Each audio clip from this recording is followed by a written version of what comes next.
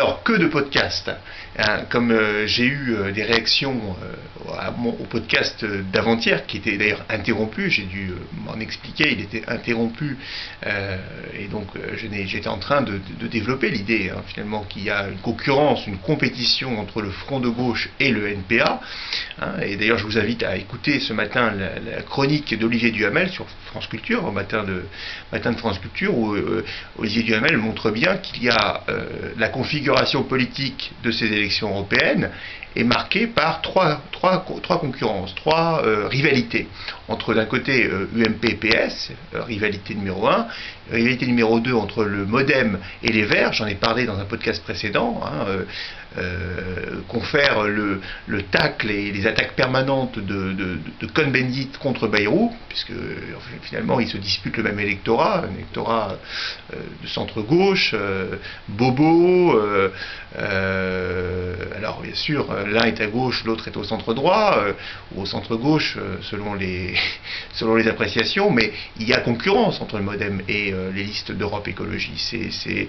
tangible, et on sait que le MoDem aujourd'hui est à 14% d'intention de vote contre 9% à Europe Écologie, donc il y a un avantage au MoDem, mais cette concurrence, il y a une concurrence pour le gain d'un certain électorat et puis pour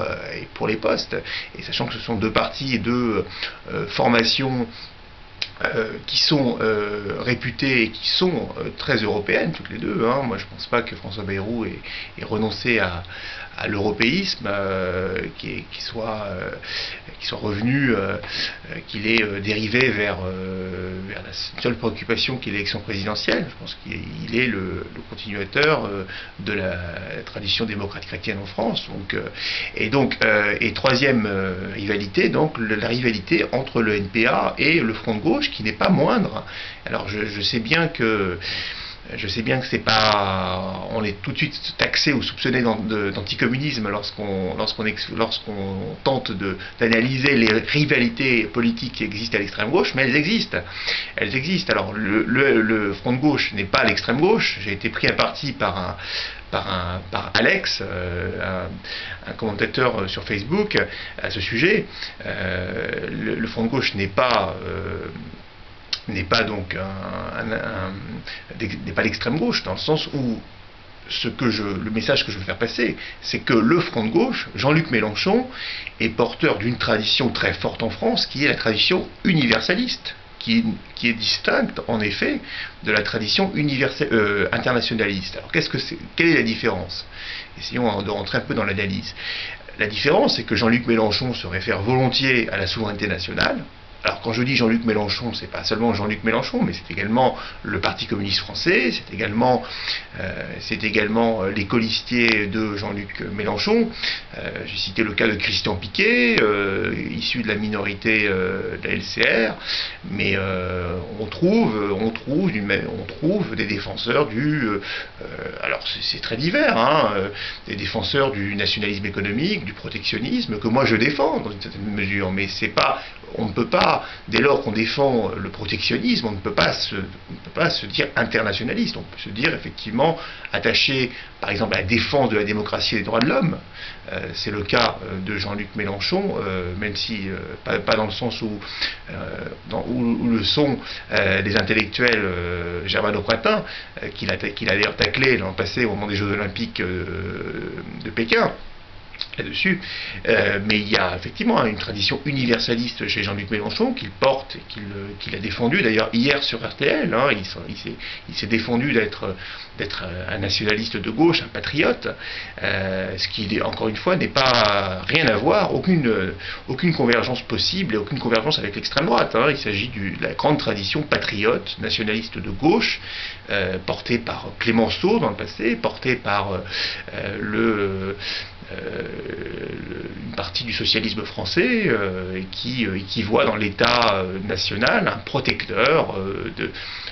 social, un protecteur des plus faibles, un constructeur,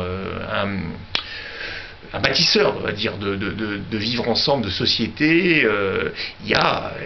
cette tradition qui est très très forte et qui aujourd'hui reprend une certaine légitimité d'ailleurs avec le reflux du néolibéralisme qui a porté justement un discours de retrait de l'État. Mais pour autant, on ne peut pas assimiler cela à un internationalisme que porte Olivier Besancenot, que porte d'une certaine façon le NPA en tant qu'héritier du trotskisme, des partis trotskistes, de l'internationalisme prolétarien, qui n'a rien à voir avec l'universalisme de la Révolution française. Et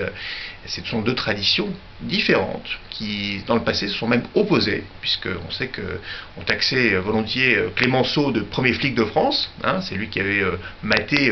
les émeutes de Villeneuve-Saint-Georges en 1906, en donnant la troupe sur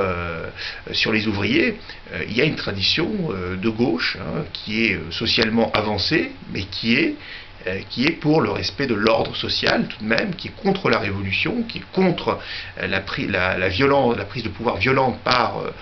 la révolution, alors violente ou pas, mais qui est contre la révolution, qui est contre l'idée d'une révolution sociale qui fasse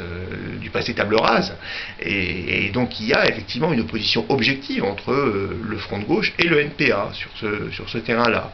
Et ce sont deux traditions politiques différentes et qui, pour autant, entrent en compétition dans le cadre de ces élections européennes pour des raisons électorales à celui qui gagnera le maximum de voix et qui dépassera l'autre. Parce qu'il y a clairement une compétition, par exemple, dans le seul fait que le Front de gauche ait comme composante le Parti communiste français, c'est en soi un facteur d'opposition avec le NPA qui est historiquement un parti rival, enfin une formation rivale, issue de formations rivales, qui se sont opposées même violemment. Il y a eu des morts. Il y a eu, quand on sait par exemple que le service d'ordre de la CGT assassinait les trotskistes en 1947, il y a historiquement une opposition entre la tradition trotskiste et puis celle issue du stalinisme, et dont est issu le PCF. Alors, le PCF a beaucoup changé, mais on retrouve quand même en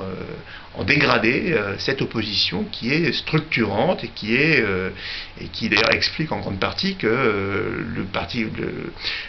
l'extrême gauche ou la tradition communiste en France ne soit jamais parvenue au pouvoir. Parce qu'il y a toujours eu des rivalités, des oppositions en interne qui ont fait que le mouvement ouvrier, ce qu'on appelle traditionnellement le mouvement ouvrier, a toujours été divisé en France.